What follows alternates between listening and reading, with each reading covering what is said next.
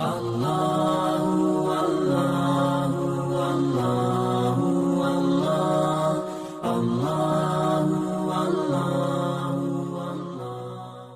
سو سال پہلے اس دور میں انسان تو موجود تھے لیکن انسانیت گم تھی، قومیں تو موجود تھیں لیکن تہذیب و تمدن مفقود تھا، صنف نازک کا وجود اس دھرتی پہ ایک نہ مٹنے والا داغ گردانا جاتا تھا۔ ننھی معصوم کلیوں کو زمین میں زندہ درگور کرنا ان افراد کے لیے فخر کا سامان تھا۔ ان کی بے بس آہوں کو سننے والے کان موجود تھے، ان ننھے بدنوں کو زمین کی گود میں تڑپتے دیکھنے والی آنکھیں بھی موجود تھیں، لیکن کمی تھی تو اس احساس کی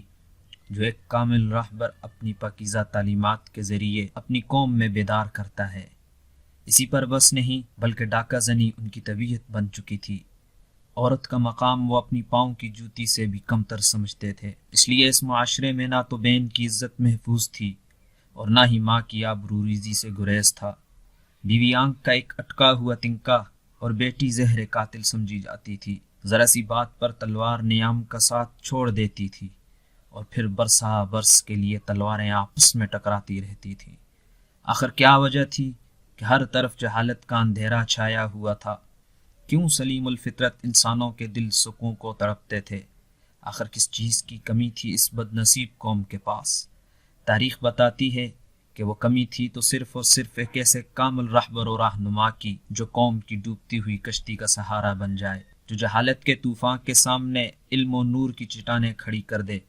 جو نفرتوں کے کھیت میں محبتوں کے بیچ اگائے، جس کی آغوش میں بھائی چارگی پرورش پائے، جو مساوات کا علمبردار ہو، جس کی چوکھٹ سے اپنے پرائے کے غم کھانے کا درس ملتا ہو۔ غرض وہ ایسا نایاب ہیرا ہو کہ جس زاویہ نگاہ سے نظر دوڑائی جائے تو نظر اسی پر رکے۔ بالآخر وہ خوش نصیب دن آ ہی گیا جس کے لیے شمس و قمر، شجر و حجر، فلک و ارض، پتا پتا اور ذرہ ذرہ منتظر تھا۔ اس دن والی جنت حضرت محمد صلی اللہ علیہ وسلم نبوت کا تاج پہنے قدرت کی طرف سے ایک کامل و اکمل رہبر و رہنما بن کر تمام تر صفات کے ساتھ مبعوث ہوئے۔ آپ نے اس بھٹکی ہوئی قوم کو ایک نیا وجود، نیا عزم، نئی راہ، نئی منزل، نئے راستے اور نئے خیالات دیے۔ جہالت کے اندھیروں میں علم و حکمت سے بری کرنیں پھیلا دیں، عورت کو تحفظ کی چادر اوڑھا دی، زمانے کو ماں کے حقوق سمجھائے، بہن کے فرائض بتلائے، بیوی سے الفت کا درس دیا،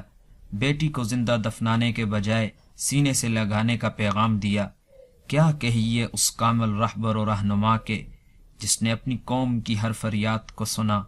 ہر درد کو محسوس کیا، ہر آہ کو پا لیا، غلاموں کو سینے سے لگا لیا، بے بسوں کے آنسوؤں کو اپنے دامن میں تھام لیا، غریبوں کا سہارا بن گیا،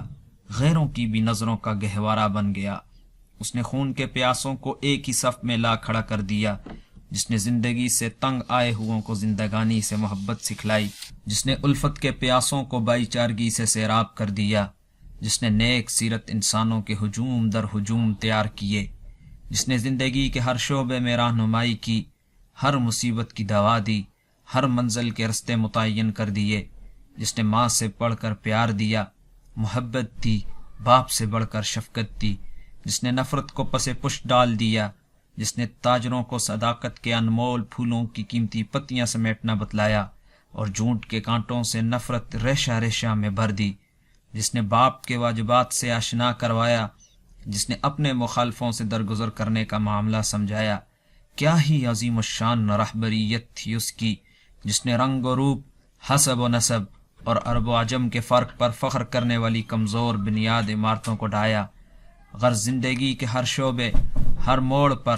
ہر فرد کے لیے رہنمائی کے اسباب پیدا کر دیے، جس نے اپنی قوم کو وہ سب کچھ عطا کیا جو ایک رہبر و رہنما کو دینا چاہیے۔